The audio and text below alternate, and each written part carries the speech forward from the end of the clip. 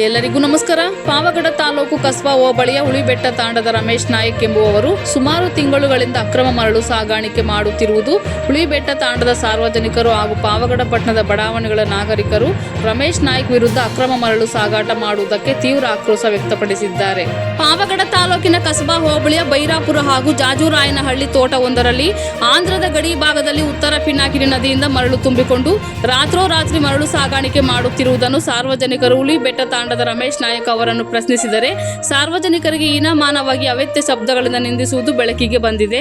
ಸಾರ್ವಜನಿಕರ ಆರೋಪಗಳನ್ನು ಕೇಳಿ ಪತ್ರಿಕಾ ವರದಿಗಾರರು ಹಾಗೂ ಕರ್ನಾಟಕ ರಕ್ಷಣಾ ವೇದಿಕೆ ಪ್ರವೀಣ್ ಶೆಟ್ಟಿ ಬಣದ ರೈತ ಘಟಕದ ಅಧ್ಯಕ್ಷರಾದ ಮಲ್ಲಿಕಾರ್ಜುನ್ ಗ್ಯಾದಿಗುಂಟೆ ಅವರು ಇಂದು ಬೆಳಿಗ್ಗೆ 7 ಗಂಟೆ ಸಮಯದಲ್ಲಿ ಟೀಚರ್ಸ್ ಕಾಲೋನಿಯಲ್ಲಿ ಮರಳು ತುಂಬಿಕೊಂಡು ಬರುತ್ತಿದ್ದ ಹುಲಿಬೆಟ್ಟ ತಾಂಡದ ರಮೇಶ್ ನಾಯಕ್ನ ಟ್ರ್ಯಾಕ್ಟರ್ ನಿಲ್ಲಿಸಿ ಅಕ್ರಮ ಮರಳು ಸಾಗಾಣಿಕೆ ಮಾಡುವುದು ತಪ್ಪು ಎಂದು ಪ್ರಶ್ನಿಸಿ ಅಕ್ರಮವಾಗಿ ಮರಳು ಸಾಗಾಣಿಕೆ ಮಾಡುವುದು ಕಾನೂನು ಬಾಹಿರ ಚಟುವಟಿಕೆ ಎಂದು ಹೇಳಿದ್ದಾರೆ.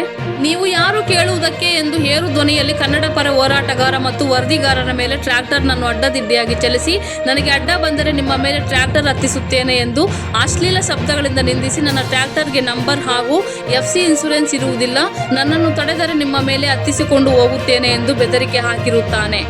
ನಂತರ ಬೆಳಗ್ಗೆ 7:10 ಸಮಯದಲ್ಲಿ ರಮೇಶ್ ನಾಯಕ್ ವರದಿಗಾರರಿಗೆ ದೂರವಾಣಿ ಮುಖಾಂತರ ಕರೆ ಮಾಡಿ ಪ್ರಾಣ ಬೆದರಿಕೆ ಹಾಕಿ ನನಗೆ ಅಡ್ಡ ಬಂದರೆ ಕಡಿದು ಹಾಕುತ್ತೇನೆ, ಮರ್ಯಾದೆಯಿಂದ ಸುಮ್ಮನೆ ಇದ್ದರೆ ಒಳ್ಳೆಯದು, ಇಲ್ಲವಾದಲ್ಲಿ ನಾನು ತುಂಬ ಕೆಟ್ಟವನಾಗಬೇಕಾಗುತ್ತದೆ ಎಂದು ಅವ್ಯಾಜ ಶಬ್ದಗಳಿಂದ ನಿಂದಿಸಿ ಪ್ರಾಣ ಬೆದರಿಕೆ ಹಾಗೂ ಕೊಲೆ ಬೆದರಿಕೆ ಹಾಕಿರುತ್ತಾನೆ. ಅಕ್ರಮ ಮರಳು ಸಾಗಾಣಿಕೆಯನ್ನು ತಡೆದು ಪ್ರಶ್ನೆ ಮಾಡಿದ್ದಕ್ಕೆ ವರದಿಗಾರ ಹಾಗೂ ಕನ್ನಡ ಪರ ಸಂಘಟನೆ ಹೋರಾಟಗಾರನ ಮೇಲೆ ಮರಳು ತುಂಬಿದ ಟ್ರ್ಯಾಕ್ಟರ್ ಹತ್ತಿಸಲು ಹೋದ ರಮೇಶ್ ನಾಯಕ್ನ ವಿರುದ್ಧ ಪೊಲೀಸ್ ಇಲಾಖೆಯವರು ಸೂಕ್ತ ಕ್ರಮ ಕೈಗೊಳ್ಳಬೇಕೆಂದು ಕರ್ನಾಟಕ ರಕ್ಷಣಾ ವೇದಿಕೆ ಹೋರಾಟಗಾರ ಮಲ್ಲಿಕಾರ್ಜುನ್ ಗ್ಯಾದೆಗುಂಟೆ ಮರಳು ಸಾಗಾಣಿಕೆ ಮಾಡುವವರ ವಿರುದ್ಧ ಆಕ್ಷೇಪ ವ್ಯಕ್ತಪಡಿಸಿ ಪೊಲೀಸ್ ಇಲಾಖೆ ಮತ್ತು ಭೂ ಮತ್ತು ಗಣಿ ಇಲಾಖೆಯವರು ಸೂಕ್ತ ಕಾನೂನಿನ ಕ್ರಮ ತೆಗೆದುಕೊಳ್ಳಬೇಕೆಂದು ತೀವ್ರವಾಗಿ ಆಗ್ರಹಿಸಿದ್ದಾರೆ. ನಮಸ್ಕಾರ, ನನ್ನ ಹೆಸರು ಮಲ್ಲಿಕಾರ್ಜುನ ಗ್ಯಾದಿಗುಂಟೆ ಅಂತ.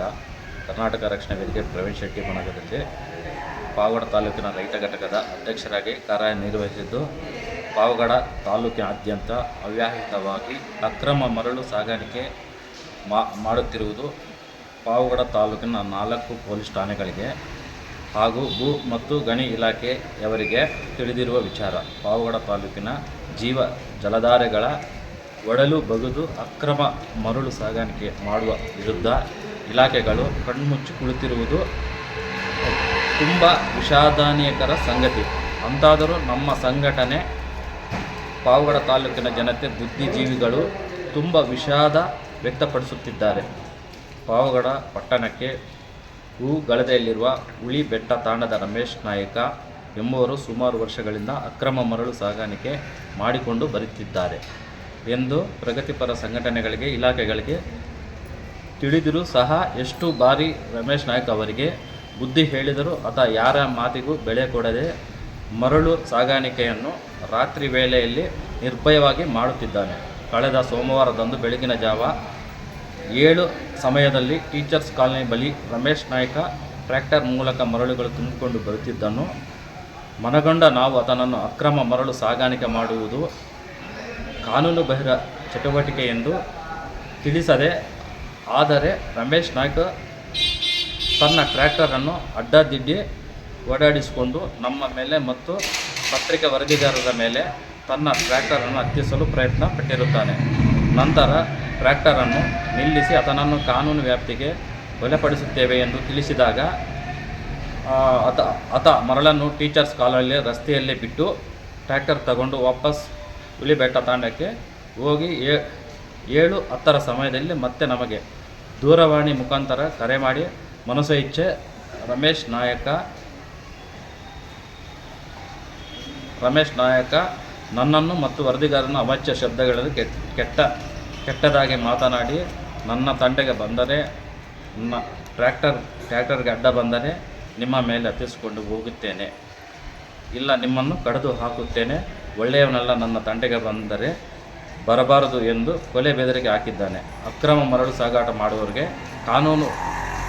ಕಾನೂನು ವ್ಯಾಪ್ತಿಯಲ್ಲಿ ಅಕ್ರಮ ಮಾಡುವುದು ತಪ್ಪು ಎಂದು ಹೇಳಿದರೂ ಟ್ರ್ಯಾಕ್ಟರ್ ಮೇಲೆ ಹತ್ತಿಸುತ್ತಾರೆ, ಕೊಲೆ ಬೆದರಿಕೆ ಹಾಕುತ್ತಾರೆ.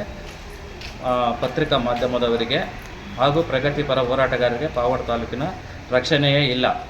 ಈ ಕೂಡಲೇ ಪೊಲೀಸ್ ಇಲಾಖೆ ಮತ್ತು ಭೂ ಮತ್ತು ಗಣಿ ಇಲಾಖೆ ಇವರುಗಳ ರಮೇಶ್ ನಾಯಕನ ವಿರುದ್ಧ ಸೂಕ್ತ ಕಾನೂನು ಕ್ರಮ ಕೈಗೊಂಡು ಕಾನೂನು ವ್ಯಾಪ್ತಿಯಲ್ಲಿ ಆತನಿಗೆ ಕಾನೂನು ಅಂದರೆ ಏನು ಎಂದು ತೋರಿಸಿಕೊಡಬೇಕು ಅಂತ ಈ ಸಂದರ್ಭದಲ್ಲಿ ನಾನು ಇಲಾಖೆಗಳಿಗೆ ಆಗ್ರಹಿಸುತ್ತಿದ್ದೇನೆ. ಇಲ್ಲವಾದಲ್ಲಿ ಮುಂದಿನ ದಿನದಲ್ಲಿ ಹೋರಾಟ ಮಾಡಬೇಕಾಗುತ್ತದೆ ಅಂತ ಇಲಾಖೆಗಳಿಗೆ ಎಚ್ಚರಿಕೆ ಕೊಡುತ್ತಿದ್ದೇವೆ. ಎಲ್ಲರಿಗೂ ನಮಸ್ಕಾರ. ಸುದ್ದಿಯನ್ನು ಗಮನಿಸಿ